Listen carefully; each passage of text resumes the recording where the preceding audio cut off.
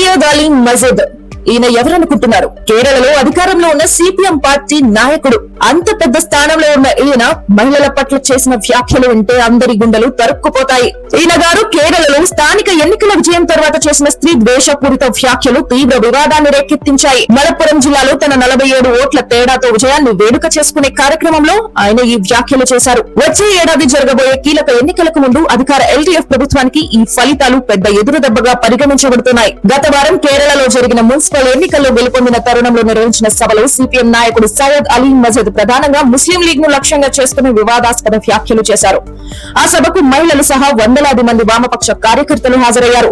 ముస్లిం league మహిళా అభ్యర్థులను నిలబెట్టడాన్ని ప్రశ్నిస్తూ ఓట్ల కోసం ఆ పార్టీ మహిళలను వాడుకుంటోందని ఆయన ఆరోపించారు. అంతటితో ఆగకుండా ఓట్ల కోసం తమ పార్టీ మహిళలను చూయించబోమని చెబుతూ మా ఇళ్లలో కూడా వివాహిత మహిళలు ఉన్నారు, కానీ ఓట్ల కోసం వారిని చూపించడానికి కాదు, వారిని ఇంట్లోనే కూర్చొనివ్వండి, పడుకోవడానికి, పిల్లలను కనడానికి భార్యలను వివాహం చేసుకోవాలి అంటూ అత్యంత దారుణమైన వ్యాఖ్యలు చేశారు. అందుకే సాంప్రదాయకంగా వివాహాలు ఏర్పాటు చేసేటప్పుడు కుటుంబాలు వంశాన్ని, నేపథ్యాన్ని ధృవీకరిస్తాయని కూడా ఆయన అన్నారు.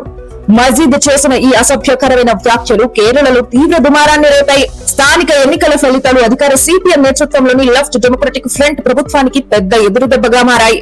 ప్రధాన ప్రతిపక్షమైన కాంగ్రెస్ నేతృత్వంలోని యునైటెడ్ డెమోక్రటిక్ ఫ్రంట్ 6 మున్సిపల్ కార్పొరేషన్లలో 4 విజయం సాధించింది. కాన్నూర్ కార్పొరేషన్ ను నిలబెట్టుకోవడంతో పాటు గతంలో ఎల్డీఎఫ్ ఆధీనంలో ఉన్న కొచ్చి, కొల్లాం కార్పొరేషన్లను కూడా కైవసం చేసుకుంది.